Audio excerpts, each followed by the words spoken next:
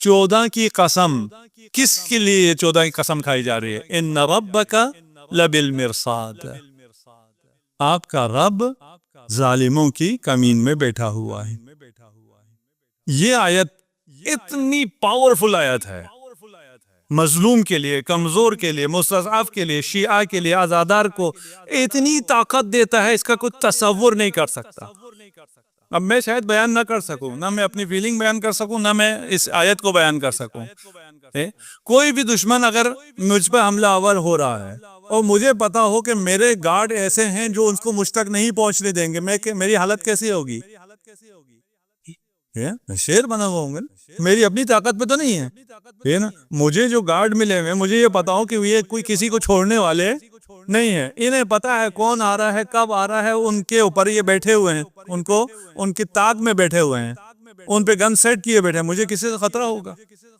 مجھے کسی سے خطرہ نہیں ہوگا، میں بڑا طاقتور ہو جاؤں گا، میں بڑا بے خوف ہو جاؤں گا۔ خدا کہہ رہا ہے کہ بے خوف ہو جاؤ، تمہارے دشمنوں کی میں طاق میں ہوں، ہے نا۔ ہم کتنا ہم میں طاقت آ جانی چاہیے، کتنے ہم میں پاور آنے چاہیے، کتنا ہمیں شجاع ہو جانا چاہیے۔ ویسے شیعہ علی ہوتا ہی شجاع ہے، شجاعت اس کے لیے مشکل نہیں ہے، لیکن اگر اس سے پتا چلے کہ خدا اس کے لیے ہر آن اس کے دشمن کی طاق میں بیٹھا ہوا ہے، اور اگر اسے مہلت دے رہا ہے تو یہ مہلت اس کے حق میں نہیں ہے، تمہارے حق میں ہے۔ ایسا نہیں ہے کہ اگر وہ خدا مہلت نہیں دیتا، خدا مہلت دیتا ہے نا، لیکن یہ جو مہلت ہے یہ بھی آپ کے حق میں، اس کے حق میں نہیں ہے، اسے مزید رسوا کرنے کے لیے مہلت مل رہی ہوتی ہے۔ صلوات پڑھیے محمد وعلیہ محمد۔ انشاءاللہ کل سے ہم ٹائم پہ شروع کریں گے، آپ لوگ آئے ہوئے ہوں یا نہ آئے ہوئے ہوں، ہم ٹائم پہ شروع کریں گے اور ٹائم پہ ختم بھی کریں گے، کوشش ہے ہماری۔ اس کے بعد میرا ابھی لیکچر ہے، اس لیے مجھے آج جلدی ختم کرنا پڑے گا۔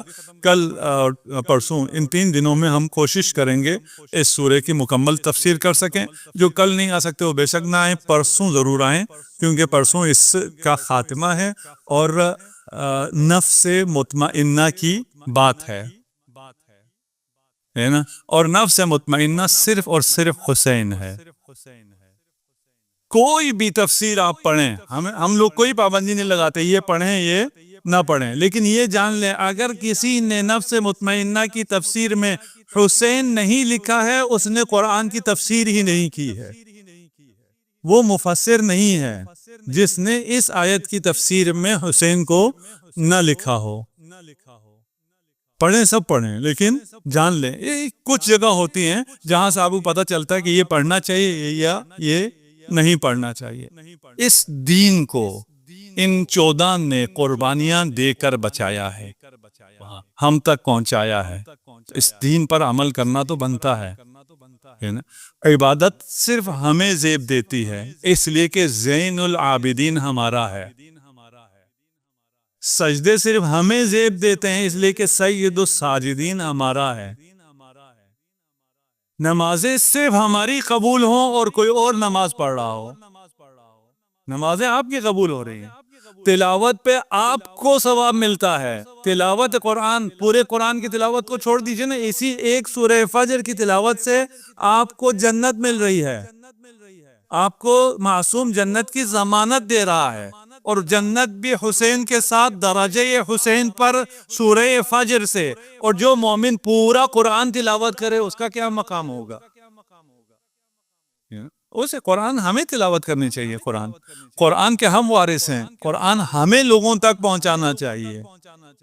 ہماری مجالس کو، ہماری محافل کو قرآن سے دور نہیں ہونا چاہیے۔ ہاں، یہ فرش اعضاء ہمیں قرآن سے نزدیک کرنے کے لیے ہے۔